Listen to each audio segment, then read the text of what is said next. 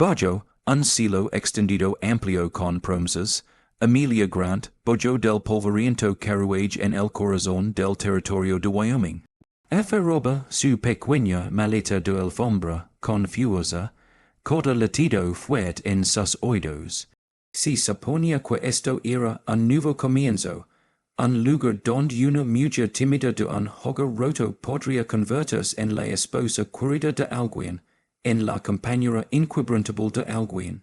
En cambio, todo lo que encontró esperándola fue humiliación y una elección que lo cambiaría todo. Porque a veces ser ignorada es lo mejor que podría pasar. Y a veces los almas más caladas levan la fuerza más feroz. Los rudos del carruaje chorraron mientras se detenían en medio de Briar Hollow. Emilia trajo saliva con dificultad, alzando los arrugas de su sencillo vestido azul marino. Metió un mechón suelto de cabello dorado bojo su sombrero, luego se levantó, maleta en mano, para bajar hacia lo desconocido. El pueblo era pequeño, apenas un puñado de edificios y un puñado de carretas, pero para Emilia, bien podría haber sido un reino. Escudriñó la multitud de habitantes del pueblo que merodeaban, buscando un rostro en particular. Walter Grady, el hombre que había enviado cartas llenas de promesas, el hombre que le había asegurado que sus maneras tranquilas eran exactamente lo que necesitaba. En lugar de una bienvenida, encontró a Walter apoyado contra un poste de amar, brazos cruzados, con una mueca agria en el rostro. Apenas la miró antes de sacudir la cabeza con disgusto. No dijiste que eras así. Dijo en voz baja, las palabras cortándole como acero frío. Emilia parpadeó, así como susurró. Walter resopló lo suficientemente fuerte como para que otros lo oyeran. Tímida, asustadiza. Necesito una mujer que pueda valerse por sí misma aquí, no un ratoncito de iglesia que salta ante su propia sombra. El calor inundó las mejillas de Emilia. Intentó responder, explicar, pero las palabras se enredaron en su garganta, como siempre. Antes de que pudiera recuperarse, Walter inclinó su sombrero burlonamente y se alejó caminando, dejándola sola, con el polvo arremelín andos alrededor de sus botas. Los espectadores murmuraban detrás de sus manos, algunos con lástima, la mayoría con juicio. Emilia sentia sus miradas como pinchazos en la piel. No tenía donde, no tenía dinero para otro pasaje, no tenía familia en el Este, solo la maleta maltrecha a sus pies y la promesa ahora rota, de que finalmente podría pertenecer a algún lugar. El conductor del carruaje carraspeó incómodamente. Y necesita despejar, señorita. No se permite holgazanar en el depósito. Emilia asintió aturdida. Levantó su maleta y tropezó hacia el borde del pueblo, con lágrimas quemando en el fondo de sus ojos. No lararia, no aquí, no delante de ellos, no noto al hombre observe, andola desde el otro lado de la calle. No al principio, Levi Dawson se apoyaba contra un rail de amar disgustado, con el sombrero bajado contra el sol. Un hombre tranquilo, un hombre que había visto más tormentas que sol. Observaba a Emilia con ojos pensativos, notando el temblor en sus manos, el obstinado conjunto de sus hombros. No se movió de inmediato, sabía lo que significaba ser descartado, sabía lo que significaba estar al borde del mundo esperando que alguien viera tu valor antes de desmoronar por completo. Después de un largo momento, Levi se apartó del rail, con los botas crujiendo en el polvo, y camino hacia la chica, por la que nadie más se había cuidado. Emilia avanzaba penosamente por la calle principal, la pesada maleta golpeando contra sus faldas con cada paso arrastrado. Sus botas, ya desgastadas por el viaje, levantaban pequeñas nubes de polvo. A su alrededor el pueblo mantenía su distancia.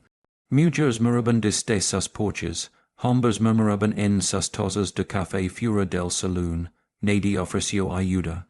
Nadie llamó, para cuando ligo al bord del pueblo, donde la hierba seca comenzaba a reclamar el camino de tierra, sus brazos temblaban de fatiga. Tropso, dejando caer la maleta en el polvo con un pequeño jadio, se inclinó para recuperarla, y fue entonces cuando vi a el par de botas detenerse frente a ella. Curo disgustado, cubierto de polvo, pero resistente, una sombra bloqueó el sol. Lentamente, Amelia levantó la mirada para encontrarse con un rostro que no reconoció. Levi Dawson estaba allí, con las manos sueltas a los lados, su expresión indescifrable bajo el ala de su sombrero. Su voz, cuando habló, fue bajo y áspera como grava suavizada por años de lluvia. Señorita, supongo que podría usar una mano. Amelia se enderezó instintivamente, sacudiendo el polvo de su vestido. El orgullo luchaba con la desesperación en su pecho. Abrió la boca para rechazar, pero no salieron palabras. Simplemente asintió una vez. Levi se agachó y levantó la maleta con facilidad. No preguntó a dónde se dirigía. Era evidente que no tenía destino. Mi lomo Levi Dawson. Dijo simplemente como si eso fuera toda la explicación necesaria. Mi lugar está a unas millas fuera del pueblo. No es mucho, pero es seco y seguro. Amelia dudó, no era tonta. Una mujer sola aceptando ayuda de un extraño. Yo en un territorio desconocido podría ser peligroso. Pero había algo en la voz de Levi, una quietud constante, no coaccionadora, no compasiva, que la hizo creer que no buscaba aprovechas. Solo ofrecía, miro hacia atrás hacia el pueblo, nadie había venido tras ella, a nadie le importaba. No tengo dinero, dijo con voz temblorosa, no pedí ninguno, respondió Levi, no soy el tipo de hombre que deja a alguien en el polvo. El viento se levantó, trayendo el aroma de salvia y lluvia distante. Amelia enderezó los hombros, tomó una profunda respiración y asintió de nuevo. Caminaron en silencio por un rato, la maleta balanceándose ligeramente en la mano de Levi. Su caballo esperaba justo más allá del último edificio, atado a un post cerca de la vieja torre de agua. Una yegua marrón resistente con una mirada paciente, muy parecida a su dueño. Levi montó con facilidad, luego se inclinó y ofreció su mano. Amelia dudó solo un latido antes de tomarla. Su palma era áspera, calosa por años de trabajo, pero su agar era firme mientras la subía detrás de él. Se aferró fuertemente al pomo de la silla mientras él chasqueaba la lengua, y urgió a la yegua adelante. El pueblo se desvanció detrás de ellos, trayado por la distancia y el calor. La llanura se extendía como un gran océano de marrón dorado, el horizonte temblando en el sol de la tarde.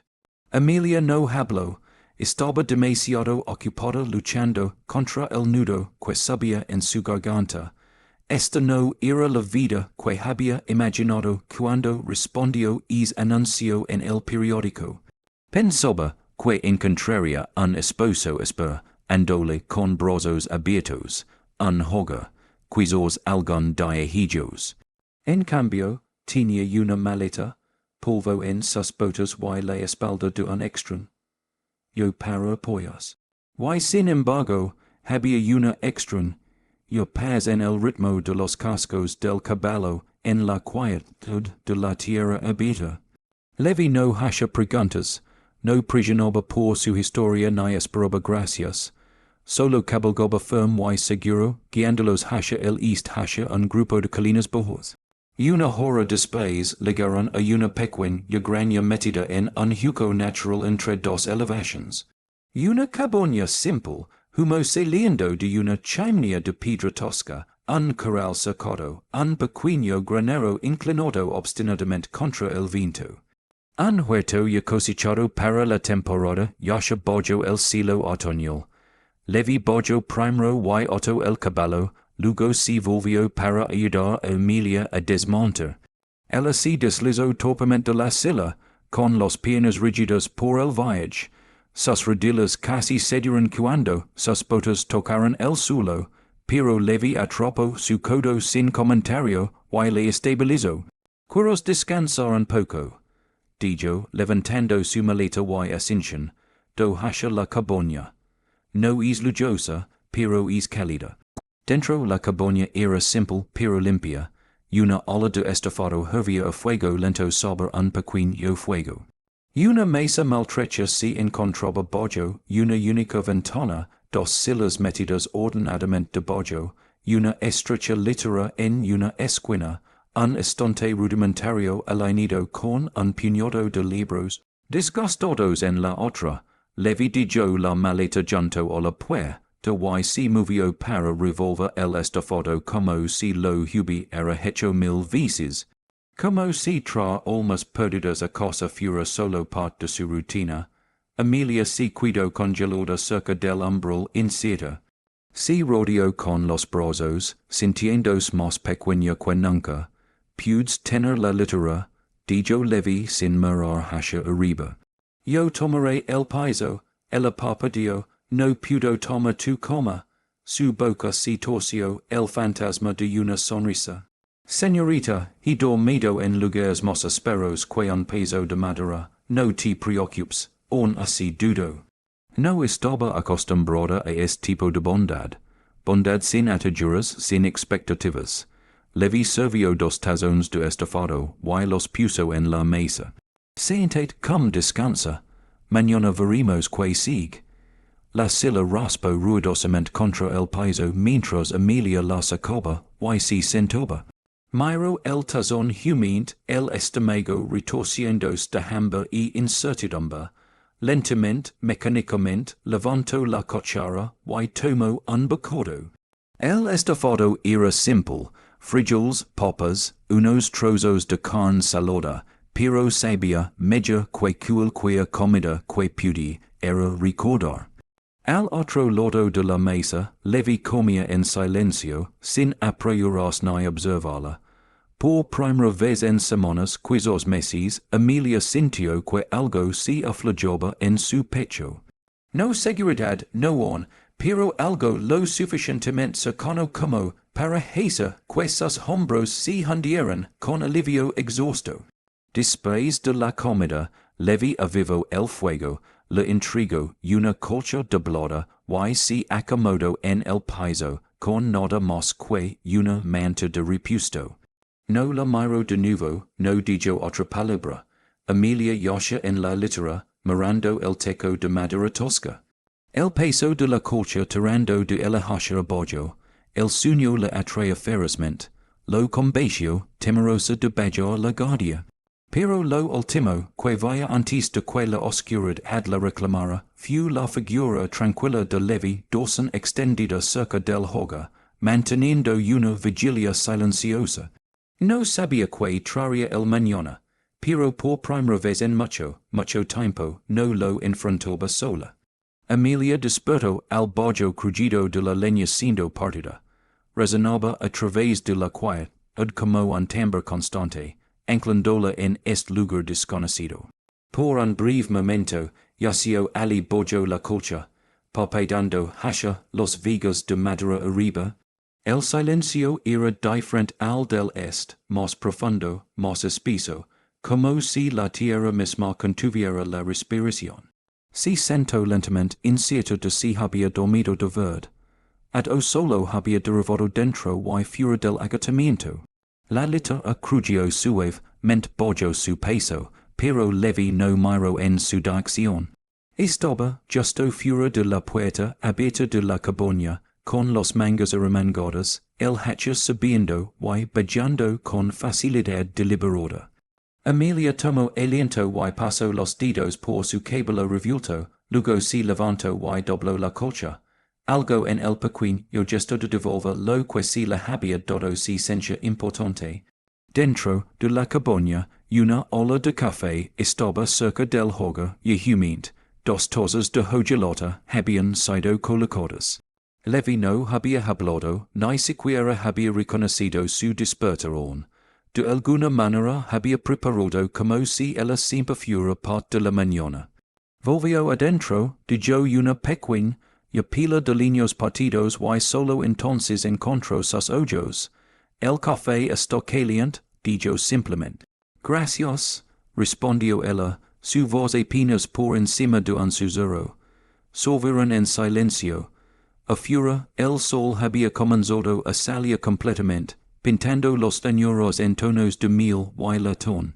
Los pájaros se agitaban en los árboles y el viento traía el aroma de salvia y tierra húmeda. Do, mist bien, preguntó Levi después de un rato, sin mirarla. Ella dudó, sus dedos apretando alrededor de la taza de hojalata. La voz de su madre resonaba en su mente suave pero firme.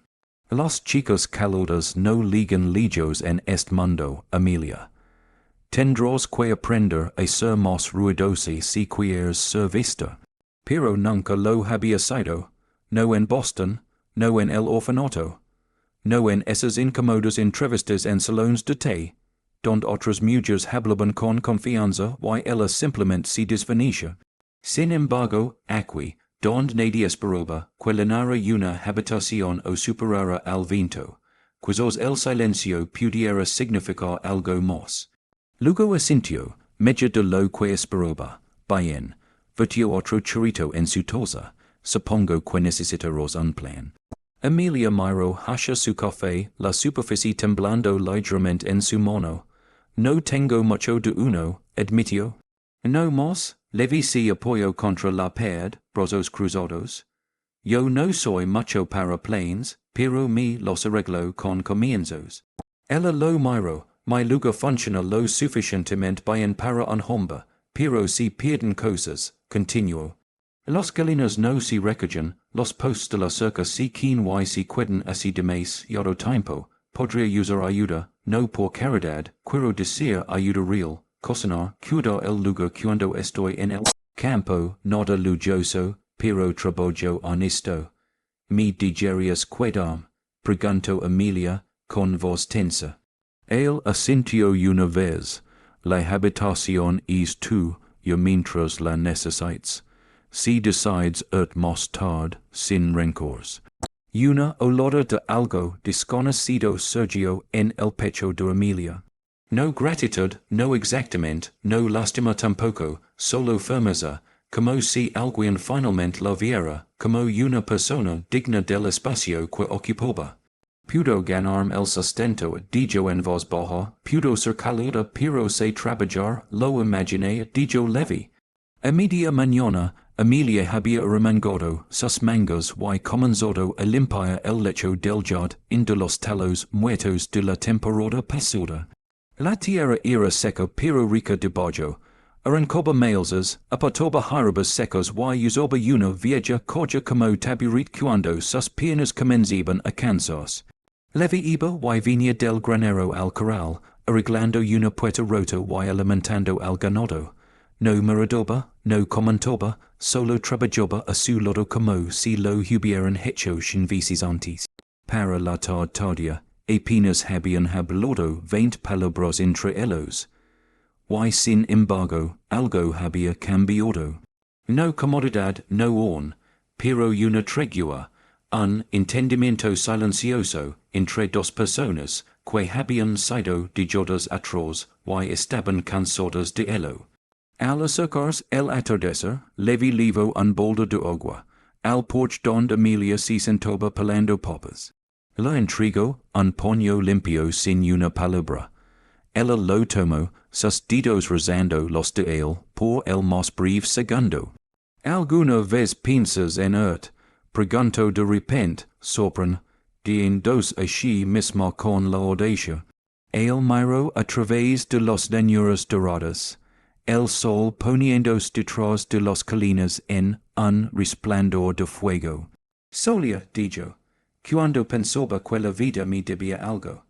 Ahora supongo que solo quiero paz donde pueda encontrarla. Ella asintió lentamente, su mirada derivando hacia el horizonte. Pensé que venir aquí me daría una vida completamente nueva, y ahora, preguntó él. ella miro sus monos, el ponyo en su regazo. Ahora mi conformaria con un lugar donde no me digan que soy demasiado molestia para valer la pena. Levi no respondió de inmediato, pero cuando finalmente lo hizo, su voz fue firme. No es demasiado molestia, Amelia. Ella lo miró, realmente lo miró, y no vi o vacilación en sus ojos.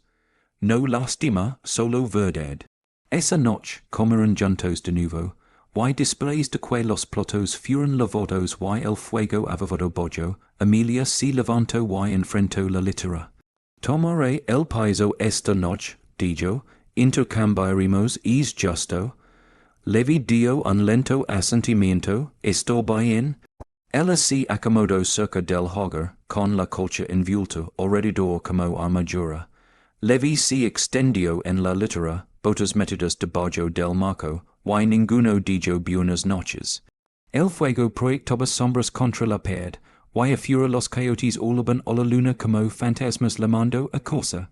Amelia cerró los ojos, o no sabía que traería el mañana, pero por ahora tenía un techo, un lugar en la mesa y un hombre que no le pedía ser nadie más que ella misma.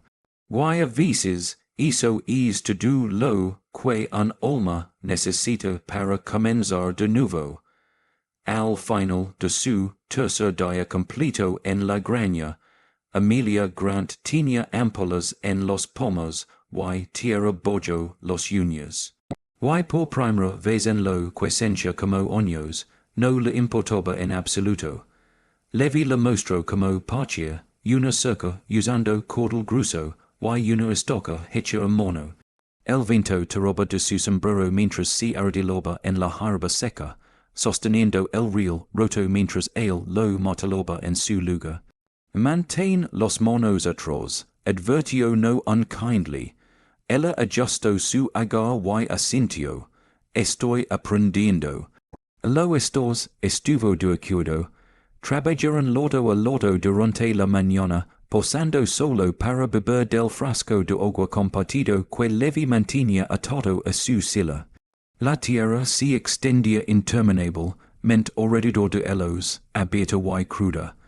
Halcones circulaban arriba y el ocasional susurro en la hierba les recordaba que no estaban solos allí. No realmente, este era país salvaje, hermoso, peligroso y honesto. Después de reparar el último post, se pararon a la sombra de un enebro solitario. Levi le pasó un pequeño trozo de cecina envuelto en aceite, luego mordió el suyo sin ceremonia. Esto es más difícil de lo que parece, dijo, masticando con cautela. Él dio un suave gruñido. La tierra no le importa si es nueva, pero enseña rápido. Ella lo miró curiosa. Es así como aprendiste, más o menos, prueba era repetida. Amelia envolvió la cecina de nuevo y la metió en el bolsillo de su delantal. Y los errores. Él entrecerró los ojos hacia la línea de la cerca, luego finalmente dijo, Jan Marcus. Ella no presionó. Podía sentir la piedad en sus palabras. No era sino memoria y quizás arrepentimiento. Cabalgaron de regreso en silencio, Amelia perchada detrás de él en la yegua. Había dejado de aferrarse al pomo de la silla como si su vida dependiera de ello. Ahora sus manos descansaban sueltas a sus lados, confiando en el control, silencioso de Levi de los riendas. Esa noche, después de la cena, Amelia sacó el libro que había tomado del estante en su primera noche, una copia disgustada de joyas de hierba de Walt Whitman. Se sentó en la silla más cercana al fuego, rodillas metidas debajo de ella, y leyó en voz alta mientras Levi remendaba una correa de silla en la mesa. Su voz era suave, irregular al principio, pero se volvía más firme con cada verso. Los palabras llenaban la cabaña como humo, enroscándose en las esquinas, asentándose profundamente. Levi no habló, pero sus manos se detuvieron, la correa de cuero yasha en su regazo olvidada, cuando ella posó, él dijo, tienes una buena voz para cosas tranquilas. ella sonrio, timida pero agradecida, es la primera vez que alguien dice eso como si fuera algo bueno. Lo es, dicho simplemente, más tarde después de que el fuego se extinguiera, Amelia se demoró en el umbral de la cabaña. El cielo afuera estaba espeso de estrellas, un silencio diferente zumbaba allá afuera, no ausencia, sino presencia. Grillos viento a través de la hierba seca, el suave resap, plido de un caballo en el corral, todo ello le envolvía como una manta. Plenius quedat, la voz de Levi rompió la quietud, ella se volvió, él se apoyaba contra el marco de la puerta, brazos cruzados, su silueta delineada por la luz del fuego desde dentro. No lo sé, dijo honestamente, pero no estoy lista para él asintió una vez, ¿eso es suficiente? Pensó en la estación donde Walter la había dejado, los carros que se apartaron, el dolor en su pecho cuando nadie habló. Y luego pensó en este lugar, en la taza de té agrietada, que Levi la había dejado reclamar como propia, en la forma en que nunca presionaba por respuestas, solo ofrecía espacio para encontrarlas. Lo miro de nuevo, es un hombre extraño.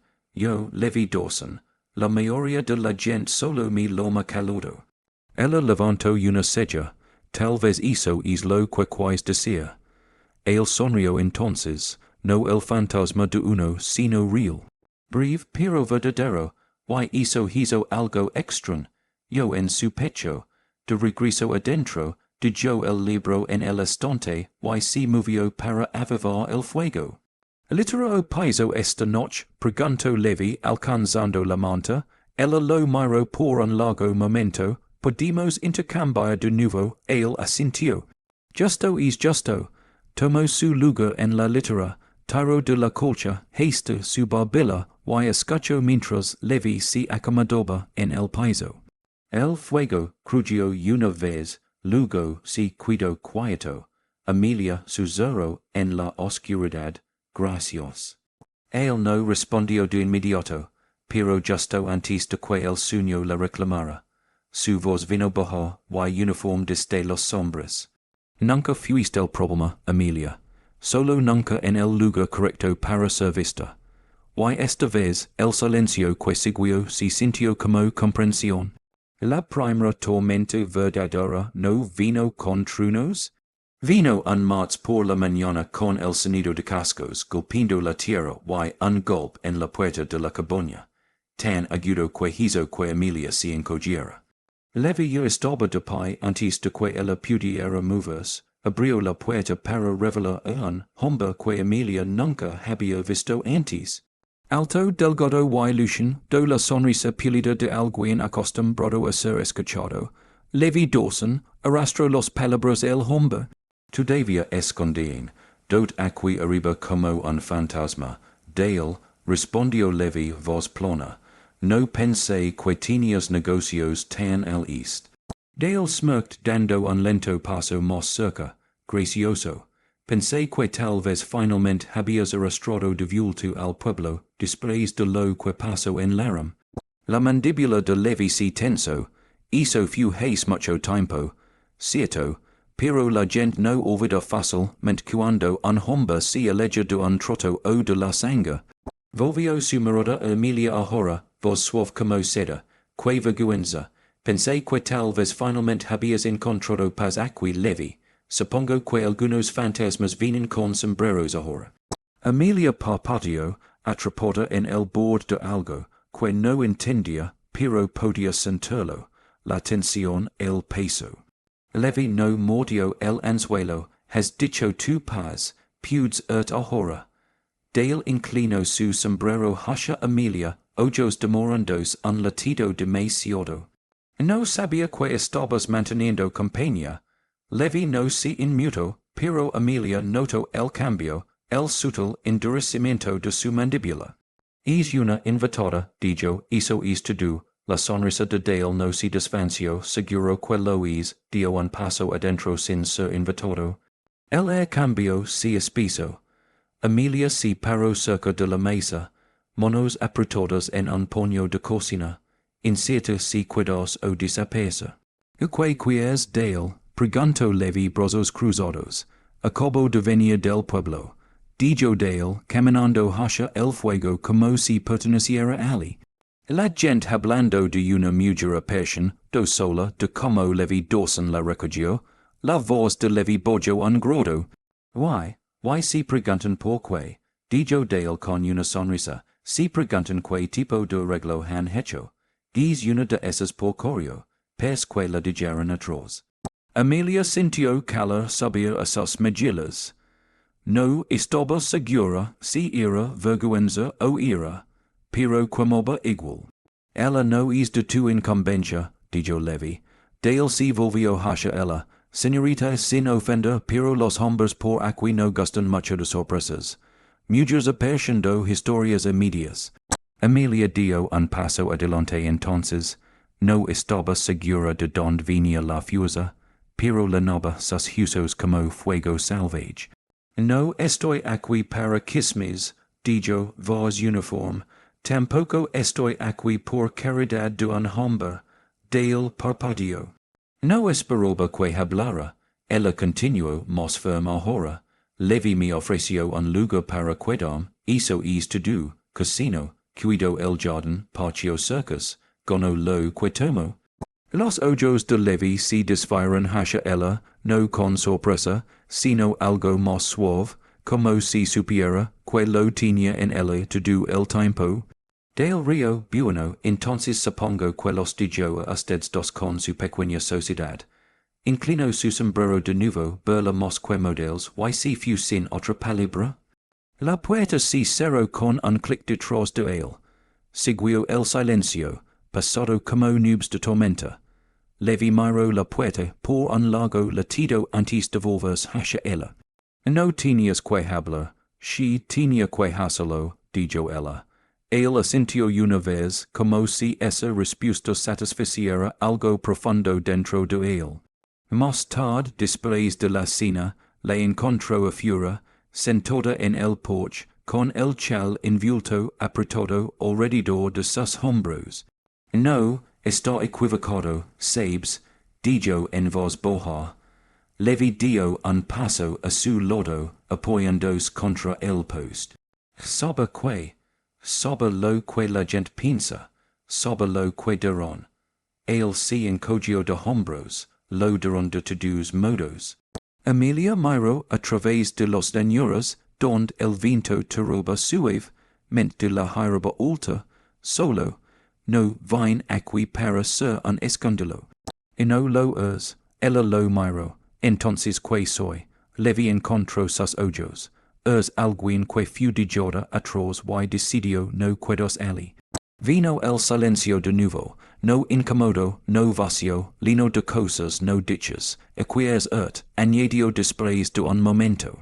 Te llevaré al pueblo, te ayudaré a empezar de nuevo donde eliges, no haré preguntas. Ella sacudió la cabeza. No quiero solo no sé dónde pertenezco. Él miró de nuevo al horizonte, los últimos hilos de luz solar desvanecidos en índigo. Entonces, ¿qué de hasta que lo sepas? No era una declaración, no era una promesa, pero era algo real. Esa noche, Amelia no ofreció intercambiar la litera, y Levi no discutió cuando no lo hizo. Yacieron en silencio, cada uno en su lugar. Y sin embargo, algo entre ellos había cambiado de nuevo, un hilo torado más apretado. Una tormenta pasada que no estaba hecha de viento o lluvia, sino de duda y orgullo y el coraje para enfrentarlos. Lo que viniera después, lo enfrentarían no como extraños, sino como dos personas que habían elegido pararse una al lado de la otra, incluso cuando el resto del mundo se apartaba. La primera nieve ligó temprano es año, solo un polvo al principio, suave como aliento en las cimas de las montañas, pero sí cuido. Por la mañana la esquers, había bajado al piso del val, volviendo cada hoja de hierba platida y quieta. El viento había cambiado también, mos agudo ahora, tirando del chal de Emilia, mientras salía a recoger huevos de la caseta de gallinas. Si movía mos lento estos días, no por cansancio, sino por cuidado. Conoce el crujido en el escalón del porche, la forma en que la puerta se atascaba ligeramente cuando el clima cambiaba, el sonido de los botes de levy, subiendo el camino después de un largo día.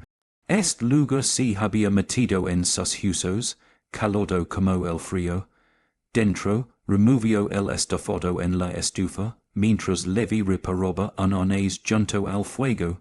Era su ritmo habitual ahora, no apresurado, no ruidoso, solo constante, como si el tiempo ya no fuera algo que Levy miró hacia arriba, observando la moverse por la cabaña. Alguna vez piensas en volver al este. Emilia no respondió de inmediato. Sirvió estofado en dos tazones, los puso en la mesa, luego finalmente se sentó frente a él. Solía, dijo, pensaba que tal vez si volvía, podría empezar de nuevo en un lugar que ya conociera mi nombre. Levy levantó una ceja. Why ahora? Ella tomó una lenta respiración. Ahora pienso que quizás empezar de nuevo significa soltar a la persona que solía ser. Él no sonrió, pero la forma en que la miró, como si era dicho algo verdadero y correcto, era media que cualquier sonrisa. Comieron, en silencio, el estofado calentándolos contra el frío que se asentaba en los pads.